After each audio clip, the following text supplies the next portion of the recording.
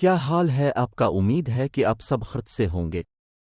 आज की वीडियो मेरे एक भाई के कमेंट्स पर बनाई है। उन्होंने फरमाया है कि सियालकोट के एरिया का नमाज शेड्यूल अपलोड करूं, तो इस वीडियो में सियालकोट शहर का नमाज पी जगगाना शेड्यूल बड़े मामाई हाजिर है।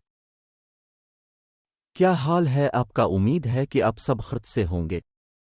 आज की वीडियो मेरे एक भाई के कमेंट्स पर बनाई है। उन्होंने फरमाया है कि सियालकोट के एरिया का नमाज शेड्यूल अपलोड करूं, तो इस वीडियो में सियालकोट शहर का नमाज पी जगगाना शेड्यूल बड़े मामाई हाजिर है।